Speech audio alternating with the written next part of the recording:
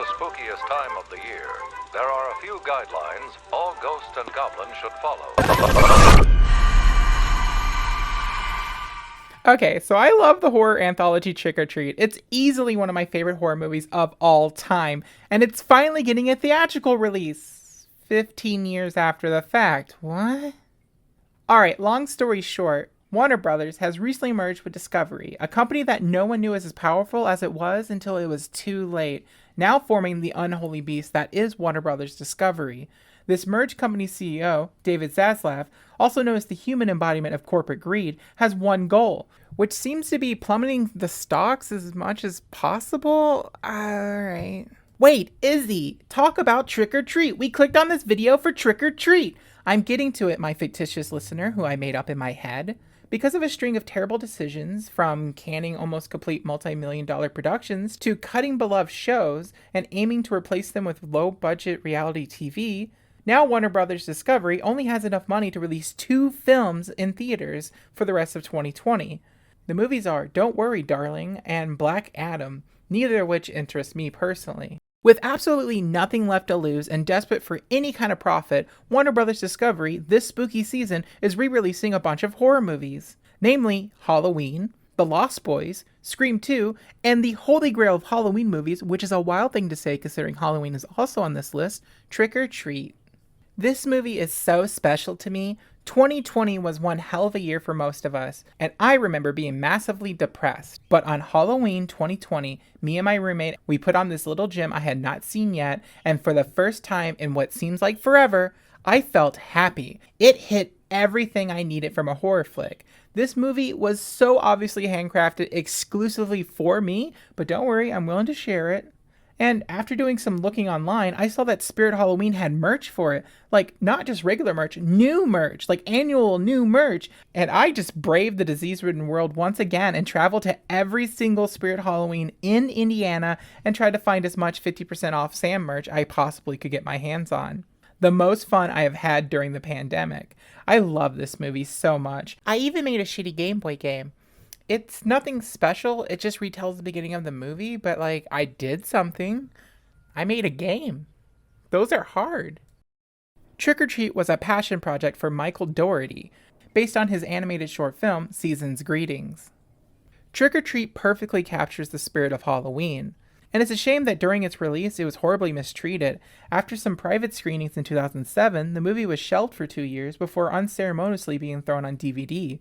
Since every year the movie airs on TV around Halloween, the movie has slowly developed a large enough cult following that now it gets merch every fall, and even has its own Halloween Horror Night scare zone at Universal. I can say without a doubt in my mind that this is a horror classic, but that does come with some caveats.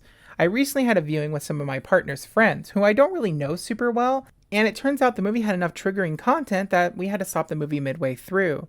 I know it's a horror movie, so upsetting things are expected, but you know, not everything is digestible to everyone. It's okay. Believe it or not, I was just like you when I was a kid. I watch horror movies like every other day, so I'm horribly desensitized by most things people would find objectable.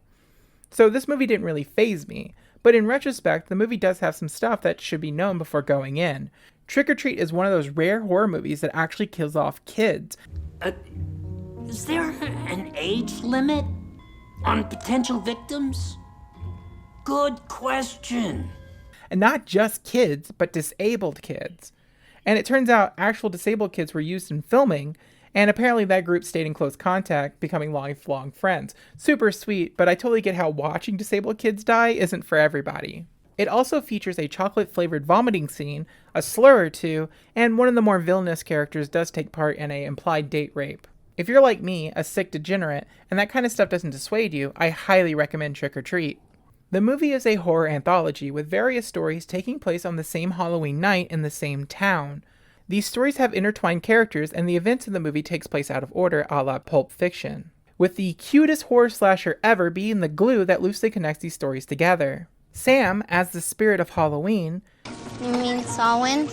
What? Samhain, also known as All Hallows Eve, also known as Halloween, has only one goal, and that's to make sure that everyone abides by the laws of Halloween, namely, wear a costume, hand out treats, never blow out a jack-o'-lantern, and always check your candy.